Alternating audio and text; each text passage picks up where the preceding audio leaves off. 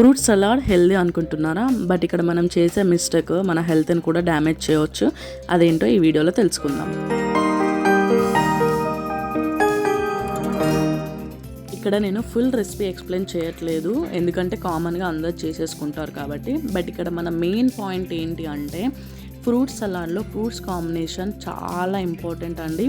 ఎందుకంటే మనం తెలియక మన దగ్గర ఉన్న ఏ ఫ్రూట్స్ పడితే ఆ ఫ్రూట్స్ మనం వేసేసి తినేస్తూ ఉంటాం. బట్ అది చాలా ప్రాబ్లం వస్తుందన్నమాట. Acidity, digestion problems. ఒకవేళ చిన్నపిల్లలకు కనుక ఇస్తే అప్పుడప్పుడు వాళ్ళు వామిటింగ్ చేసుకునే ఛాన్సెస్ కూడా ఉంటాయన్నమాట.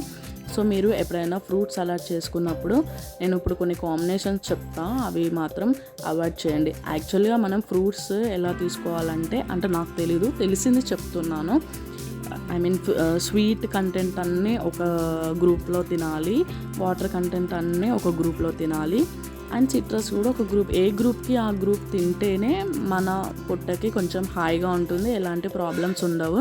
మనం ఇలా ఫ్రూట్ సలాడ్ చేసుకున్నప్పుడు స్వీట్ కంటెంట్ అంతా ఒక దిక్కు పెట్టుకుంటేనే మనం చేసుకున్న దానికి తిన్నదానికి కొంచెం ప్రాపర్గా ఉంటుందన్నమాట. సో కొంతమంది ఇక్కడ జామ పండు కానీ కివీ ఫ్రూట్స్ కానీ యాడ్ చేస్తుంటారు కదా, అవి సిట్రస్ ఫ్రూట్స్.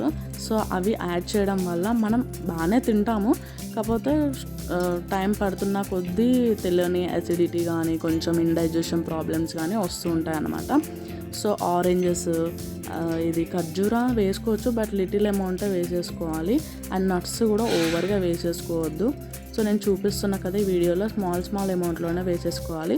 బనానా ఎప్పుడు మనం తింటామో అప్పుడే వేసుకోవడానికి ప్రిఫర్ చేయండి, అట్లా అయితే టేస్ట్ బాగుంటుందన్నమాట.